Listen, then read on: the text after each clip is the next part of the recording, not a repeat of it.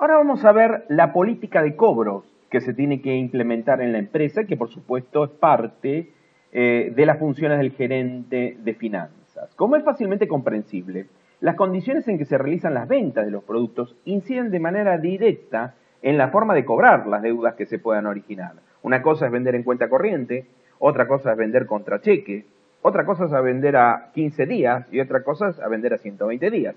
Por supuesto que, como bien decimos, mucho de esto se adapta a lo que realmente pasa en el mercado. Pero hay que tener en cuenta que la concesión de crédito supone una importante inversión para la empresa y por lo tanto se trata de una decisión que debe tomarse con mucho detenimiento, como lo hemos visto. Lo importante es que la política de cobranzas debe centrarse en una actitud firme, con el fin de no alargar o dilatar más de lo necesariamente estricto el crédito otorgado a terceros.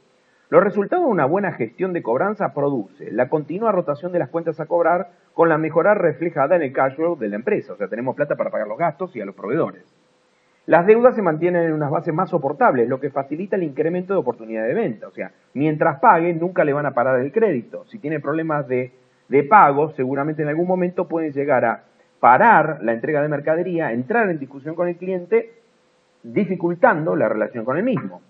El riesgo de pérdida por incobrables también se reduce, claro, que como yo le decía, si usted tiene la cuenta chequeada, el cliente empieza a tener problemas de pago, lo primero que hace es tratar de patear lo que tiene en cuenta corriente y cumplir con los cheques. Ya la segunda etapa de un problema ya agravado empieza a no cumplir con los pagos de los cheques. Entonces, a medida que lo tengamos cobrado, tenemos menos posibilidad de incobrabilidad.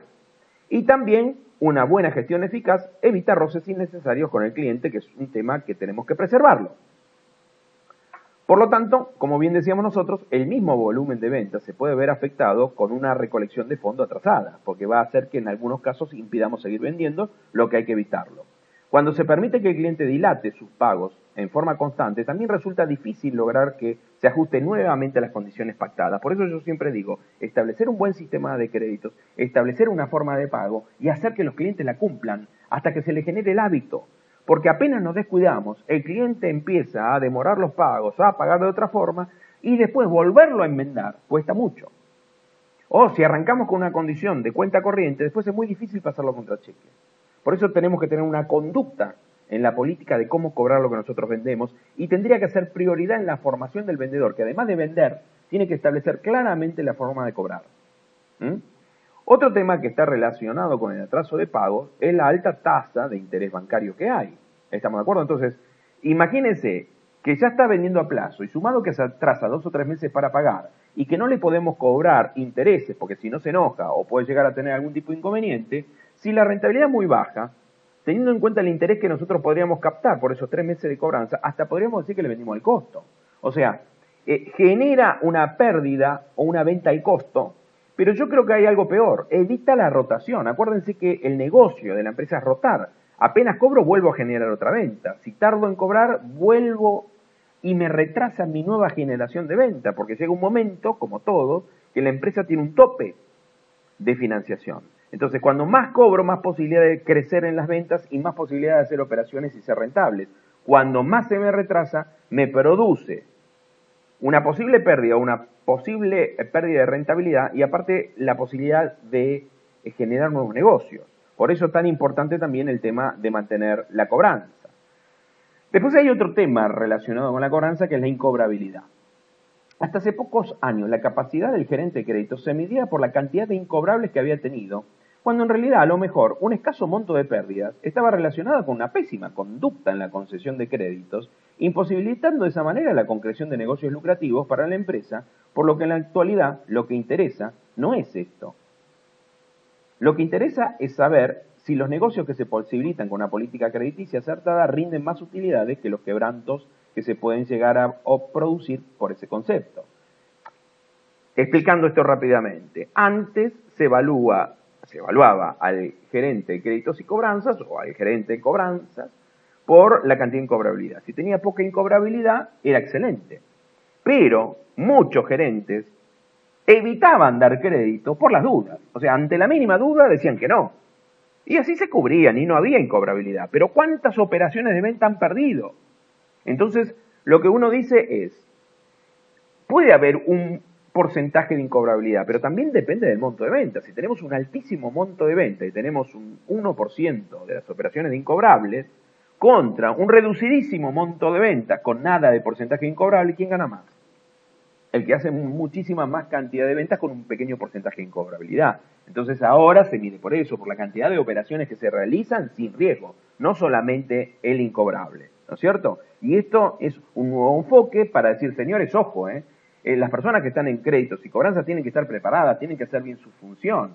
No es que, total, no importa si no decimos que no y se acabó. Tienen que trabajar en equipo con los vendedores y tienen que ser personas preparadas y ayudar a estimular el crecimiento de la venta, no a pararlas.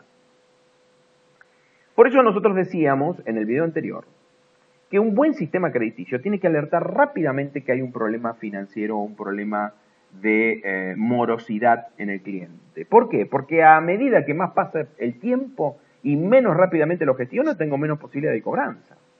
Por eso ya partimos de que es necesario un buen sistema crediticio que me avise rápidamente para poder yo gestionarlo. Pero en el momento que en el sistema aparece como moroso, primero verifiquemos si la morosidad se debe realmente a que es moroso o por problemas administrativos. Que acá no lo voy a enumerar, pero le puedo decir un montón. Estamos reclamando una factura que tendríamos que haber hecho una nota de crédito porque quería devolver la mercadería del cliente.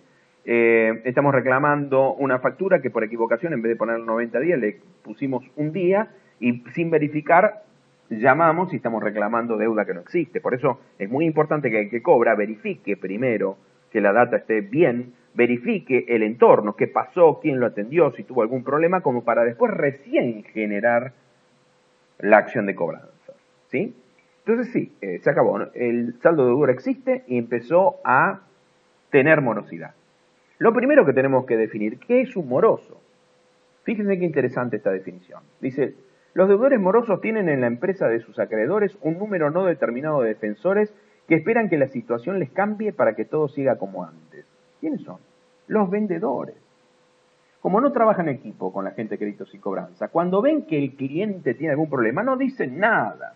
Porque saben que apenas dicen algo, le van a cortar el chorro, no le van a dar más crédito ni le van a vender. No es que trabajan en forma conjunta para verificar la situación y ver de tomar los menos riesgos posibles. Entonces, ¿qué? Los primeros que tapan a los morosos, ¿quiénes son? Los vendedores. Después, fíjense interesante, ¿no es cierto? Como decíamos, los deudores morosos tienen en la empresa de sus acreedores un número no determinado de defensores que esperan que la situación les cambie algún día, los vendedores. Un grupo de espectadores que debaten cómo hacer para cobrarle, entre que la información llega y que nosotros nos enteramos y hasta que se pone en movimiento la gente para cobrar y utiliza las técnicas adecuadas para cobrar en forma eficiente, pasa un montón de tiempo que hace que muchas veces no cobremos. Y por último, un pequeñísimo grupo que espera cobrar algún día, que son los dueños, los propietarios, que quieren cobrarle. Entonces, la ventaja que tienen los morosos es que hay mucha gente que los oculta y por lo tanto sobreviven y reinciden.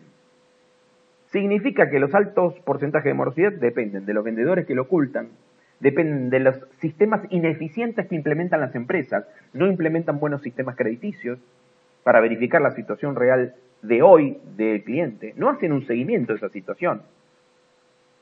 No avisa el sistema crediticio apenas tiene algún tipo de problema y cuando avisa no tiene gente hábil para poder negociar y resolver el problema rápido.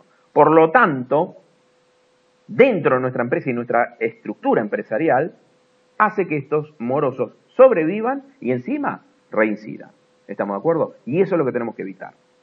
Por eso decimos que una vez que entró en mora, hay que buscar la forma de negociar y saber que las cartas ganadoras las tiene él.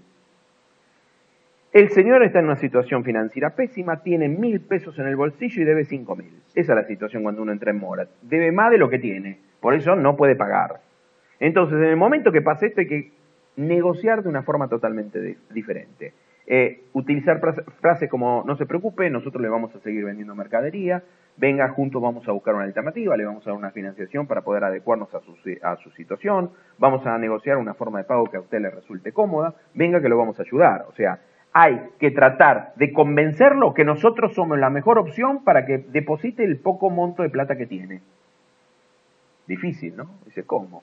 Encima que me debe, tengo que andar suplicándole, tratándolo bien y convenciéndolo de que yo soy la mejor opción. Sí, porque a medida que pasa el tiempo y a medida que usted no lo gestione bien, tiene menos posibilidad de cobrar. Cuando ya el cliente entra en mora, significa que debe más de lo que tiene y yo tengo que convencerlo que lo poco que tiene me lo tiene que dar a mí primero. Y esa es la negociación de cobranza que tiene que hacer, ayudarle a buscar alternativas. Y cuando más rápido usted se entera y menos problema tiene en la situación financiera, hasta lo puede asesorar cómo hacer para poder resolver su situación financiera y que pueda volver a retomar con su capacidad de repago. Vuelvo a repetir, acá el tema de cobranzas está tocado en forma genérica. Parte del sistema de cobranzas lo vemos en el curso de créditos y cobranzas y lo profundizamos en telecobranzas, que son técnicas de cobranzas telefónicas, y técnicas para cobradores, que son técnicas para personas que cobran cara a cara, que desde ya va a tener que profundizarlo.